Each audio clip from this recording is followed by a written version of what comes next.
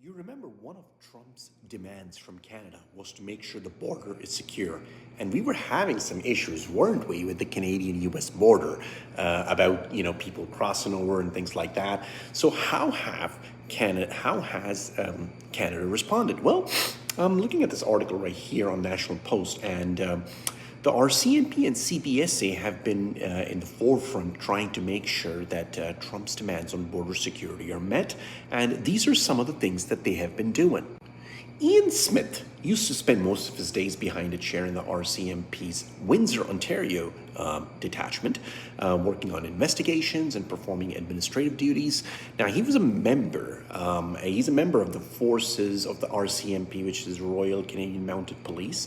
He's a member of the force's Border Integrity Unit, and the constable says that he didn't even have to wear his uniform.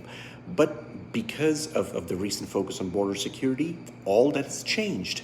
And now, Smith actually wears a uniform and body armor as he drives a marked RCMP vehicle to help patrol around 800 kilometers of Ontario's border with the United States. This is in addition to his usual investigative work. Ever since Canada has made this $1.3 billion pledge to beef up border security, the responsibilities of the border, security officials have changed, and officers like Smith are trying to do their part. So they're doing 24-hour patrols right now.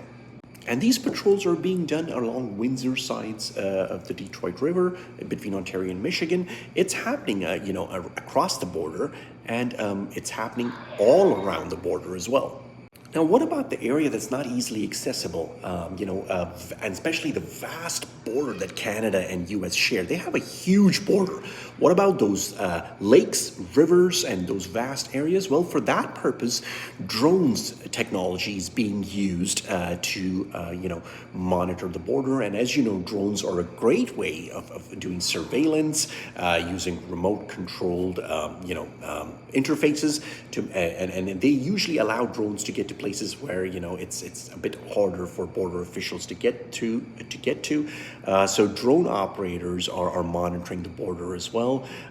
It's a large area to monitor, but the RCMP is doing that, they're also, in addition to the RCMP that's received 40 drones from Canadian Armed Forces, counter-drone technology. There's also 2 Black Hawk helicopters that have been chartered to prevent any kind of illegal crossing around the border. All these measures, in addition to that, the Canadian Border Security Agency will also be recruiting more officers. So all this has been done.